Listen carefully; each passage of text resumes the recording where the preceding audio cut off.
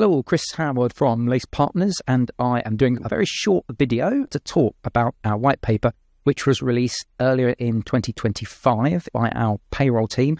I've got Simon Bunday and Simon Puryer here to talk a little bit about it. We've already done a podcast with Chris Kirby. I just wanted to have a chat with you guys about what you think are some of the most important elements of the actual paper. Simon is holding up a lovely, wonderful hard copy of what it looks like. It's called Optimal Payroll Starts with the Foundations. I'm going to kick off with you, Simon. So we've got 7 sections that we break it down into: operating model, technology, skills, data, reporting, process, adaptability and scalability, and training and mindset. Now, I won't go through to all of those because we've obviously done the podcast and we've done a webinar with CIPP on it as well.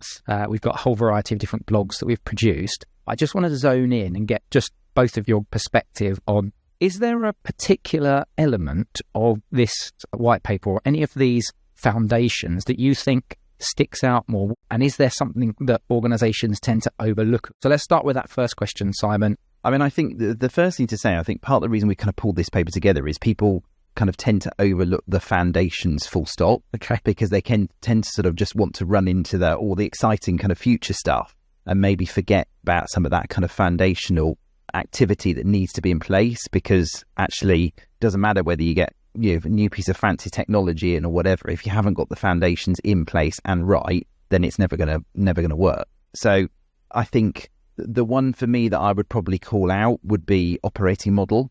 And I think I'd probably call it out because people maybe think of it, when they talk about operating model, people will often think of it in the context of just the sort of organizational design element. So how's the team sort of structured?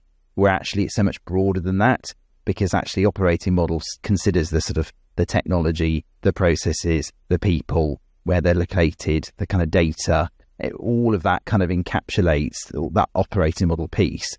And therefore I think it's so fundamental, and we find clients will often talk to us about, we've got to think about our operating model, but it's almost like because it's a tick box, so they need to think about their operating model. I don't think people fully appreciate its importance and the significance of it. So that would be the one I would call out. Yeah, Simon?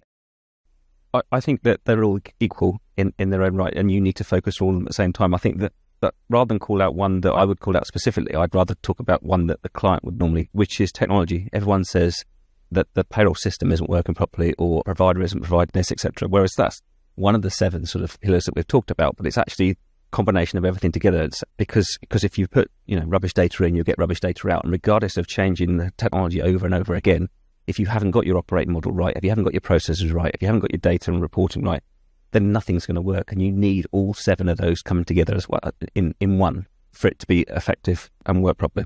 Okay, so let's flip that question into what gets overlooked. We talked about that training and mindset and the importance of how that underpins everything. Is there one that tends to get overlooked? Yeah, I mean, I think training and mindset, absolutely, because I think it's one of those things where when you're perhaps maybe recognizing some weaknesses in the team, or, a shift that needs to be made within the team, that's always quite hard for people to perhaps be prepared to accept, because, we all think we've got the greatest team, and actually the problem isn't the team, it's the technology, or it's the way we're configured, or anything else.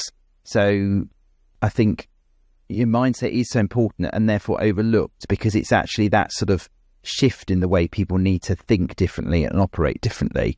If you're bringing about change within payroll, these might be people that have worked within the same function for so long that they are used to operating that way for all the right reasons, because people in payroll are passionate about doing a good job and making sure people are paid.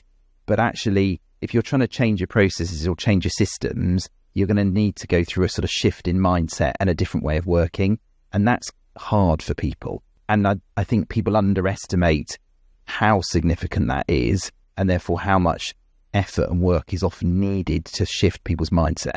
Yeah, Simon? Probably just to expand on that, I suppose, is the skills that goes with it, because I think payroll doesn't stand still. It's always evolving, and with legislation and compliance that sits behind that, we always need to sort of evolve with those sort of regulations in terms of the team that we've got providing that, or the provider themselves sort of helping with supporting that. So I think the skills, along with the training, to make sure we've got the right people with the right skills, within the right operating model, with the right data, that then has the technology assigned to it as well, that gives you that sort of, say, optimal payroll process. Excellent. So if you want to download the white paper, just go onto Lace Partners' website, lacepartners.com, either on the services page, the payroll services page, or if you go to Insights, you can also access it. There's a form to fill in if you want to chat to the guys as well. But gents, thank you very much. Thank you. Thank you.